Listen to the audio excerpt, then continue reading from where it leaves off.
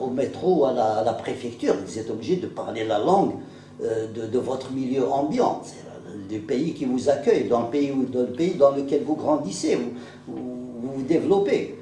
Un peu chez nous, c'est la même chose. Quand on va chez les gens de l'Aurès, Ishaouier, on doit connaître des rudiments de Chaouis, ce qui est une variante de Tamazir.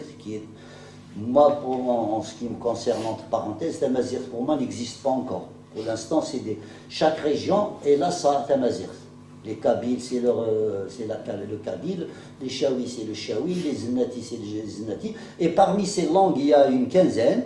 Ces langues, c'est parlé, certains les appellent des dialectes, moi je les appelle des langues, c'est des langues entières, à part entière. Ces langues-là, il y a certaines qui vont disparaître, parce qu'elles sont grignotées, elles sont avalées par la langue arabe, et d'autres qui résistent, comme la langue kabyle, elles résistent, et sans aucun complexe, mais alors sans complexe aucun, nous revendiquons, moi, je revendique la langue française comme ma langue seconde. Et c'est cette langue-là qui me permet de m'arrimer à l'universalité. La conférence que je suis en train de vous faire, je la fais en kabyle, mais beaucoup d'efforts pour trouver les concepts qui vont porter ces idées, qui vont les exprimer en kabyle, parce que le kabyle a été rogné, et puis à l'origine c'est une langue agraire, c'est une langue liée à la terre, et nous n'avons pas tous ces concepts modernes que nous pouvons exprimer en français. Et le travail, nous devons le faire sur nous-mêmes, si vraiment nous voulons développer une langue propre à nous, la moderniser, lui injecter tous les référents de la modernité qui vont la redynamiser et l'inscrire, si vous voulez, dans le concert des langues internationales. Nous avons beaucoup de travail. Donc je revenais donc sur ces fêtes-là du calendrier agraire. Elles persistent parce qu'elles constituent un temps de contre-pouvoir, un espace de contre-pouvoir où aucun pouvoir ne pourra les bloquer. Pour votre culture et la mienne aussi, vers 700, donc le 8e siècle, 710 à 750, il y a eu un petit émirat, une théocratie, si vous voulez, un truc religieux musulman qui a sévi dans le Rif marocain, à Ceuta, Melilla, etc., sur le bord de la mer Méditerranée. Et ces gens-là, le prince et son père, ont dit, tiens, les Berbères, ils sont festifs, ils aiment beaucoup faire la fête, on va leur proposer une fête à la place de Inayr. Et ils ont proposé l'anniversaire du prophète, Mawlid al-Nabawi. Donc avant cette date, en Afrique du Nord, on ne fêtait pas le Mouloud, qui est l'anniversaire du prophète. Et c'est à cette date qu'il a été introduit pour remplacer Inayr. Mais les Berbères qui en ont vu d'autres, qui ont ingéré la culture romaine, qui ont ingéré la culture phénicienne, ont aussi ingéré cette culture-là. Ils se sont mis à fêter le Mouloud, mais ils ont toujours continué à fêter Inayr. Donc le Mouloud n'a pas pu évincer Inayr. Pourquoi? Parce que Inayr, c'est un moment où il y a un faisceau de valeurs qui sont convoquées et qui sont transmises à des générations. Pendant Inayr, les vieux font la comptabilité, le vieux de la maison, le Imsouwak, celui qui dirige la famille, le chef de famille, il réunit ses filles et ses garçons, ils font la comptabilité de l'année. Nous avons engrangé tant d'huile, nous avons fait ceci, nous avons fait cela, nous avons acheté telle terre, nous avons acheté des bœufs, nous avons vendu, etc. On fait un trait. Maintenant, nous entrons dans la nouvelle année, ils font ce qu'ils appellent le bilan. Donc ils connaissaient les notions de comptabilité. C'est une comptabilité des stocks, si tu voulais, un peu primitive, mais elle montrait que, sur le plan conceptuel, ces gens-là ne sont pas des tarés, c'est des gens qui savent ce qu'ils font. Et c'est très important. Et pendant Inayr, on apprend aux jeunes le maniement des armes, Samrar al-Varoud, la fête du Baroud. Elle a complètement disparu, elle subsiste dans un seul endroit en Kabylie. Maintenant, elle est en train de renaître parce qu'on a redynamisé, on a créé des associations qui l'ont portée. Elle existe à l'est de Bougie, sur les montagnes des Babor, une région qu'on appelle Esvimoul. Ils font la fête du Baroud pendant Inayr et ils transmettent comme à l'ancienne le maniement des armes aux jeunes adolescents. Quand quelqu'un va devenir adulte, il faut qu'il sache manier les armes et pouvoir chasser et ramener du gibier. Et ce jour-là, quand on ramène le gibier, c'est ce gibier, perdrix, lièvre, bécassine, grive, etc., avec lequel on fait le couscous de Innayer. Et quand on n'a pas ramené assez de gibier, on se rabat sur la basse-cour pour utiliser un coq fermier. Mais à l'origine, le coq n'était pas vraiment le volatile de Innayer. C'est un gibier qu'on ramenait de cette chasse-là. Pendant Innayer, on apprenait aux enfants les plantes. Moi j'ai été emmené, on nous emmenait à la forêt, au maquis, et on nous serriait comme ça toutes les plantes. Celui-là c'est le jujubie, ça c'est l'oléastre, ça c'est le genêt, avec leur nom kabyle.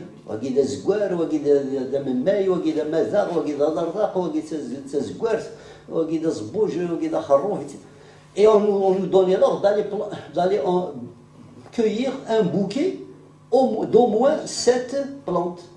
Et quand on revenait au village, on échangeait entre nous, les enfants, on échangeait et on mettait les noms sur les plantes.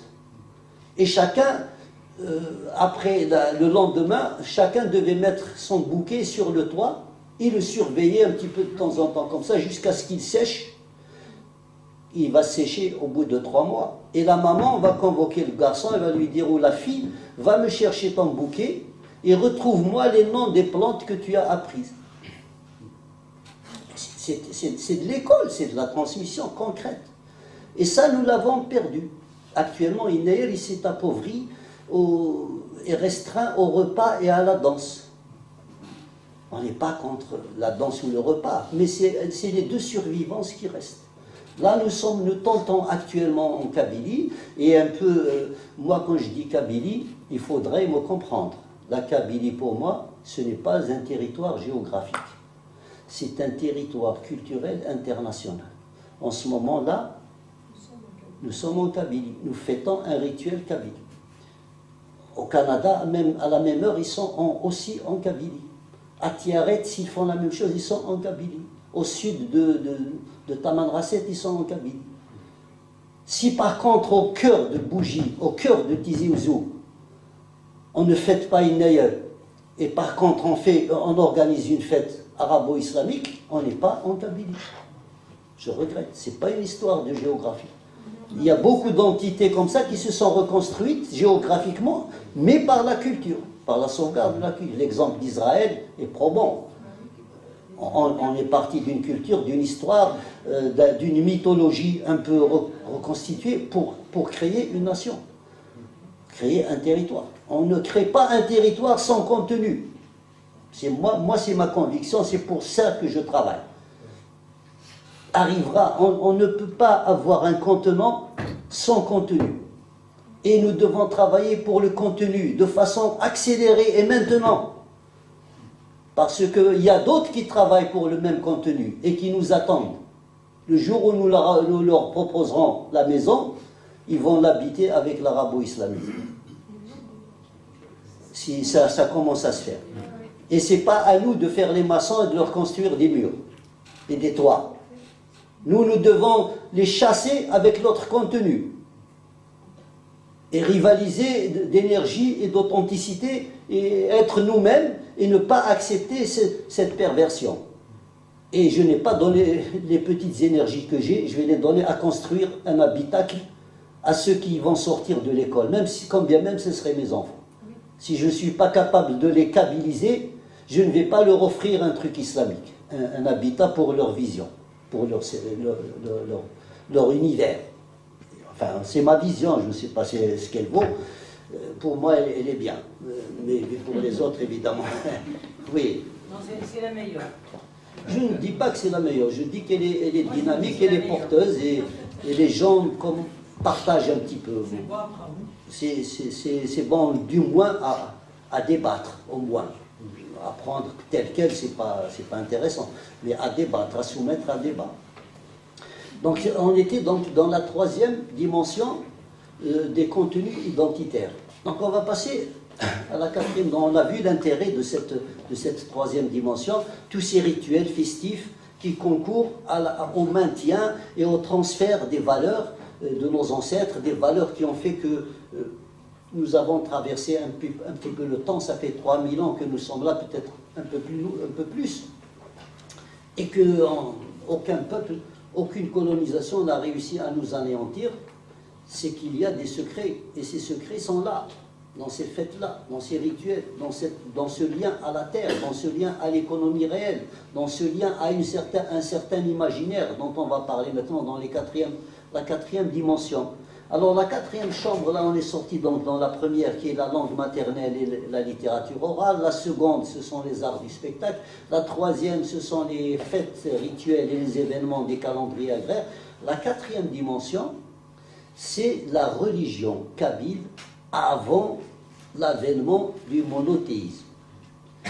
Comment nous réglions les problèmes,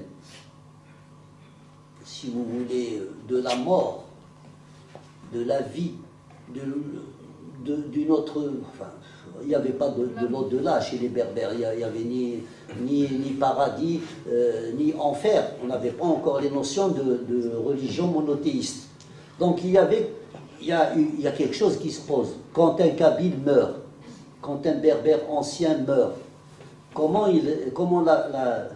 la société, comment le village, comment la tribu réglait le problème de l'âme. Elle partait où son âme? Tout le monde sait qu'en enterrant, ils enterrent le corps. Mais l'âme, il lui fallait un réceptacle. Dans les religions monothéistes, l'âme va en enfer ou au paradis. Elle va subir le purgatoire, elle va passer par l'examen de propreté, ou alors elle va au paradis, ou alors elle va en enfer. Mais chez ce dualisme si simple, voire simpliste, n'était pas dans la cosmogonie berbère. Cosmogonie, c'est un mot un peu renflant comme ça, mais ça veut dire interprétation de l'univers. C'est-à-dire, cosmos, c'est l'univers, gonos, c'est science, donc bien savoir.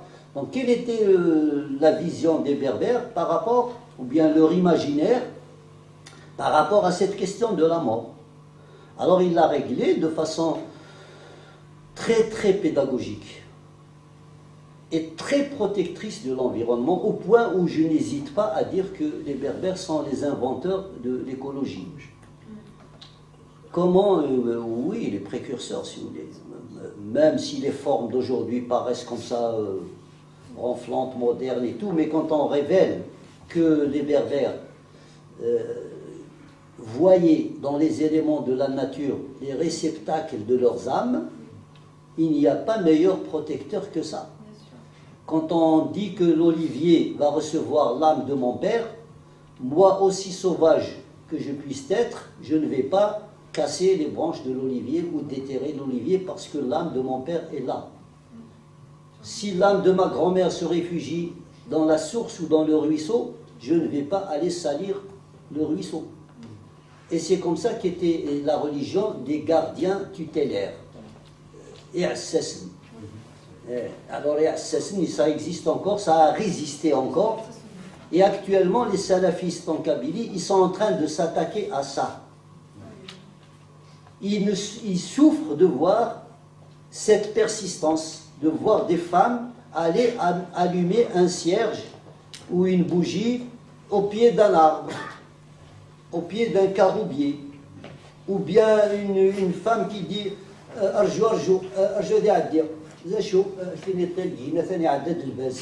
y a un aigle qui nous survole, laissons-le passer, il ne faut pas l'effrayer, il est porteur des âmes. Ne touchez pas, ne tuez pas le papillon.